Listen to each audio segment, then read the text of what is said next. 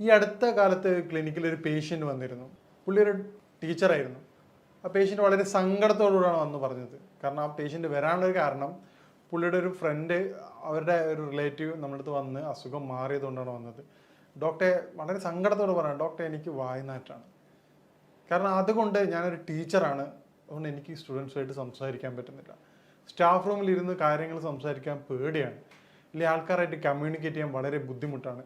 Doctor, ഞാൻ എല്ലാ mouth വാഷും എല്ലാ സാധനങ്ങളും റെഗുലറായിട്ട് ഉപയോഗിക്കുന്നതാണ്, വളരെ കൃത്യമായിട്ട് ഹൈജീനിക്കായിട്ട് പോകുന്ന ഒരു വ്യക്തിയാണ്, യാതൊരുവിധ ദുശീലങ്ങളില്ലാത്തൊരു വ്യക്തിയാണ്. എന്നിട്ടും ബ്രഷ് ഡെയിലി ഞാൻ ഫുഡ് കഴിച്ചാലും ഇപ്പം സ്കൂളിൽ പോലും ബ്രഷ് കൊണ്ടാണ് പോകാറുള്ളത്, എന്നിട്ട് പോലും എനിക്ക് വായ്നാറ്റം വരികയാണ്. എന്താണ് ഡോക്ടർ അതിൻ്റെ കാരണം? ഞാൻ ആ പുള്ളിയോട് പറഞ്ഞു, ഇതിൻ്റെ വായ്നാറ്റത്തിൻ്റെ യഥാർത്ഥ കാരണം വരുന്നത് കേവലം വായിൽ നിന്നല്ല, അത് വയറുമായിട്ട് ബന്ധപ്പെട്ട ഒരുപാട് കാരണങ്ങളുണ്ട്. അതിൽ ഏറ്റവും പ്രധാനപ്പെട്ടത് വയറുമായി ബന്ധപ്പെട്ടതാണ് അതിൻ്റെ കാരണം. അപ്പോൾ ആ രൂപത്തിൽ വ്യക്തിയെ ട്രീറ്റ് ചെയ്യും, വളരെ എളുപ്പം തന്നെ പൂർണ്ണമായിട്ടും നമുക്ക് മാറ്റിയെടുക്കാൻ പറ്റും. ഞാൻ ഡോക്ടർ സയ്യിദ് മുഹസിൻ. ഇന്ന് നമ്മൾ സംസാരിക്കാൻ പോകുന്ന വിഷയം വായ്നാറ്റത്തിൻ്റെ കാരണം എന്താണ്, ഏത് തരത്തിൽ അത് നമുക്ക് പരിഹരിക്കാം, എന്തൊക്കെ രൂപത്തിൽ അത് വരാതിരിക്കാനുള്ള മുൻകരുതൽ എടുക്കാം എന്നാണ് സംസാരിക്കുന്നത്.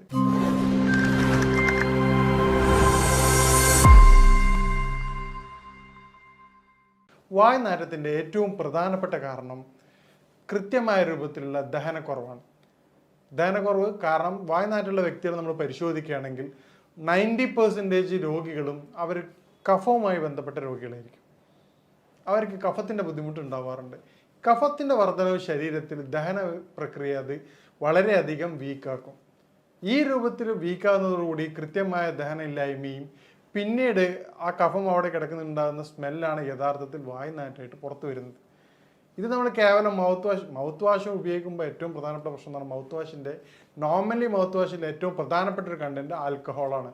ഈ ആൽക്കഹോൾ ഉപയോഗിക്കുന്നതുകൊണ്ട് ഈ കണ്ടന്റ് ബേസ് സാധനം നമ്മുടെ നോർമൽ ബാക്ടീരിയയുടെ ബുദ്ധിമുട്ടും മൗത്ത് ഡ്രൈ ആക്കുകയും ചെയ്യും. ഇത് വായ്നാറ്റത്തിനെ വളരെയധികം ത്വരിതപ്പെടുത്തുകയാണ് വേറെ തരത്തിൽ ചെയ്യുക.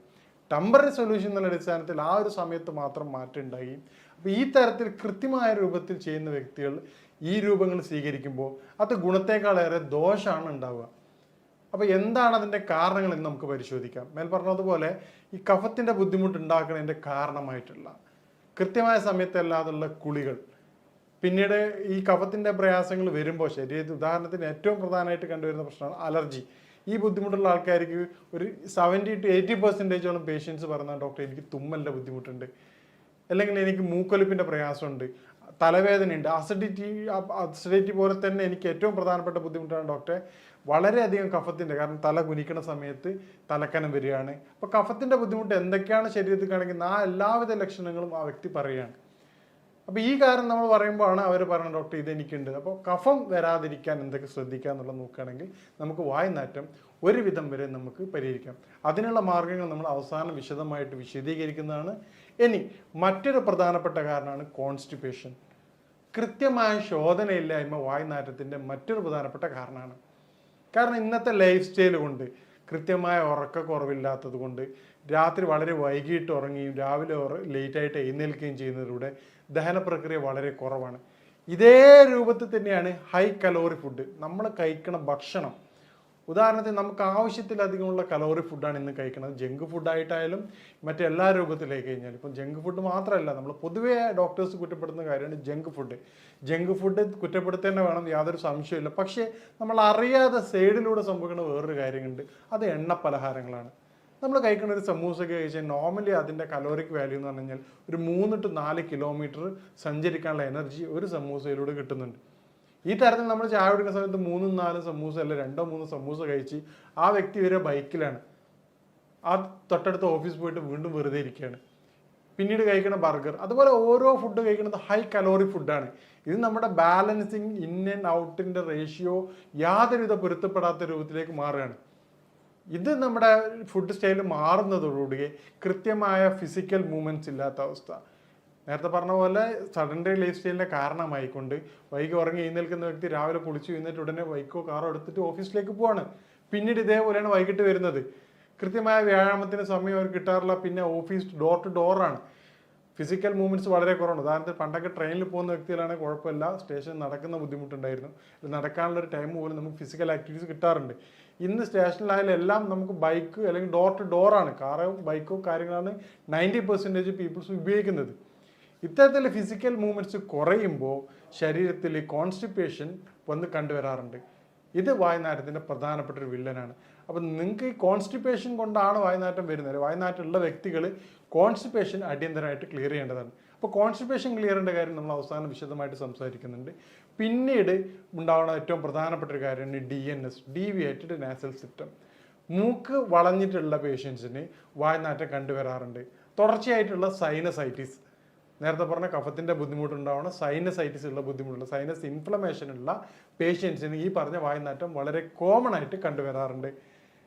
ഈ പറയുന്ന കാരണങ്ങളുള്ള വ്യക്തികൾ അതാത് കാരണങ്ങൾ ക്ലിയർ ചെയ്യാത്തിടത്തോളം കാലം നിങ്ങളെ ഈ അസുഖം നമുക്ക് പൂർണ്ണമായിട്ടും മാറ്റിയെടുക്കാൻ പറ്റാറില്ല.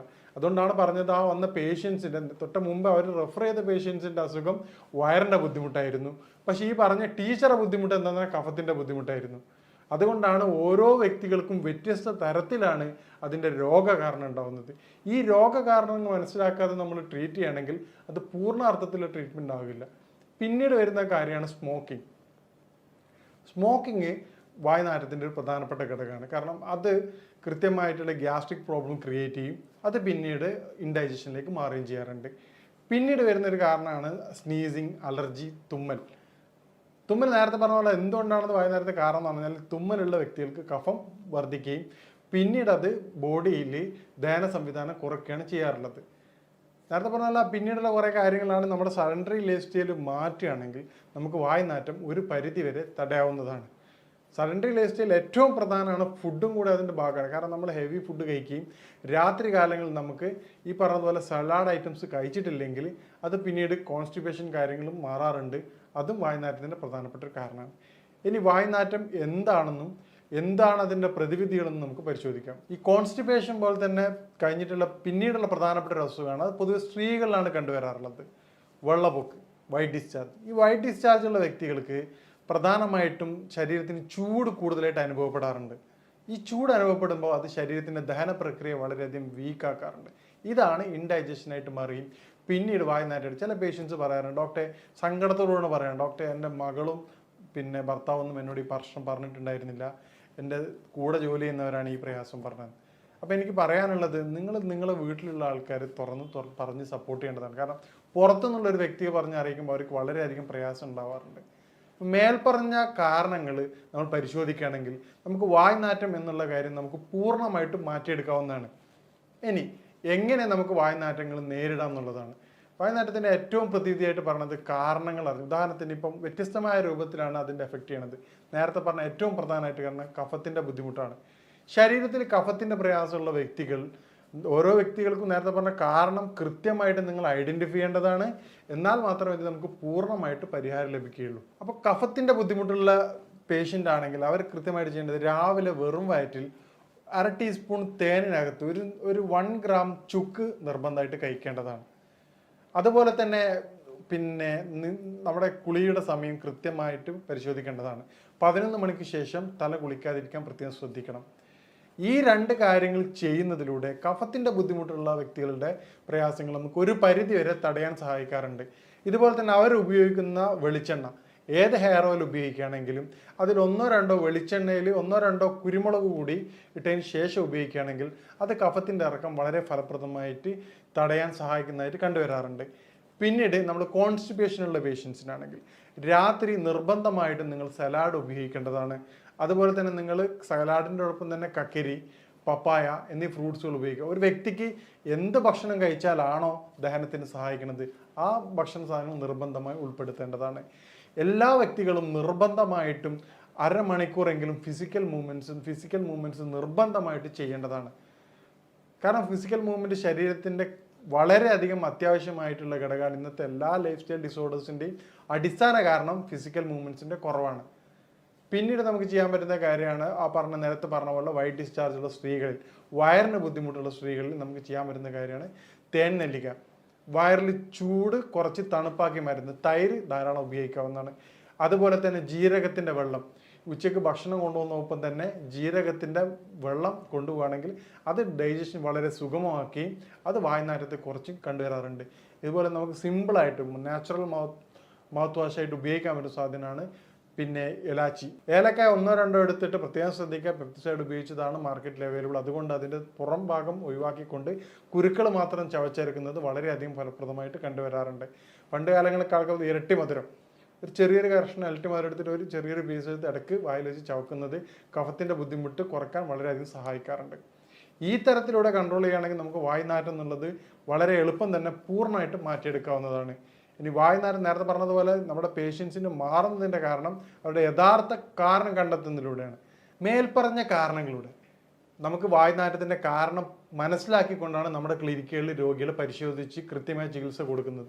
ഇതിലൂടെയാണ് നമുക്ക് പൂർണ്ണമായിട്ട് അത് മാറ്റം കൊടുക്കാൻ പറ്റുന്നത്. അപ്പം നിങ്ങൾക്കും നിങ്ങളുടെ കാരണം കണ്ടെത്തിക്കൊണ്ട് പൂർണ്ണമായിട്ടും അതിൻ്റെ പരിഹാരം നേടുകയാണെങ്കിൽ നിങ്ങൾക്കും വായ്നാറ്റം പൂർണ്ണമായിട്ട് മാറ്റാവുന്നതാണ്. ഞാൻ പറഞ്ഞതുപോലെ എന്താണ് നിങ്ങളുടെ വായ്നാറ്റത്തിൻ്റെ കാരണം എന്നുള്ളത് നിങ്ങൾ കൃത്യമായിട്ട് മനസ്സിലാക്കുക. ഈ രൂപത്തിൽ മനസ്സിലാക്കിയിട്ട് അതിൻ്റെ പ്രതിവിധി തേടുകയാണെങ്കിൽ നിങ്ങളുടെ വായ്നാറ്റം നിങ്ങൾക്ക് പൂർണ്ണമായിട്ടും മാറ്റാവുന്നതാണ്. ഇനി ഇതുമായിട്ട് ബന്ധപ്പെട്ട സംശയങ്ങളും കാര്യങ്ങളും നിങ്ങൾക്ക് ബന്ധപ്പെടാവുന്നതാണ്. ഇനി മറ്റൊരു വിഷയമായിട്ട് കാണാം. നന്ദി.